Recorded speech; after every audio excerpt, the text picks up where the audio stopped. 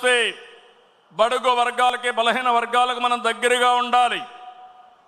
ఈరోజు మీరు చూస్తున్నారు సమాజంలో కొన్ని దురాచారాలుంటే 2 గ్లాసుల సిద్ధాంతం ఉండేది. జస్టిస్ పున్నయ్య గారి కమిషన్ వేశాను, ఆయన ఇచ్చిన రికమెండేషన్లు అమలు చేశాం. ఈరోజు అంబేద్కర్ గారి స్ఫూర్తిని పూర్తిగా అమలు జరిపిన వ్యక్తి ఎన్టీ రామారావు గారు అయితే దాన్ని లాజికల్గా తీసుకుపోయిన పార్టీ తెలుగుదేశం పార్టీ.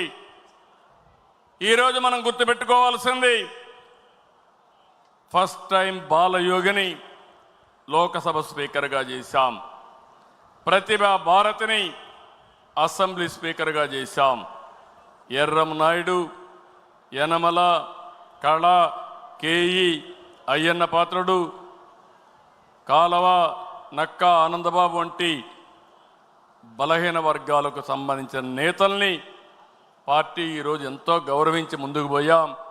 వారి సేవలు కూడా పార్టీకి ఎంతో చేశారు, ప్రజలకు సేవలు చేశారు.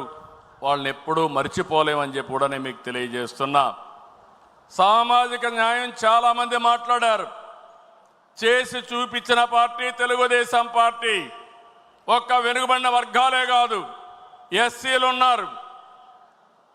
ఎన్నో సంవత్సరాలుగా ఆందోళన చేస్తూ ఉంటే మాలా మాదిగా కేటగరైజేషన్ ప్రవేశపెట్టిన పార్టీ 1996లో ప్రవేశపెట్టిన పార్టీ తెలుగుదేశం పార్టీ.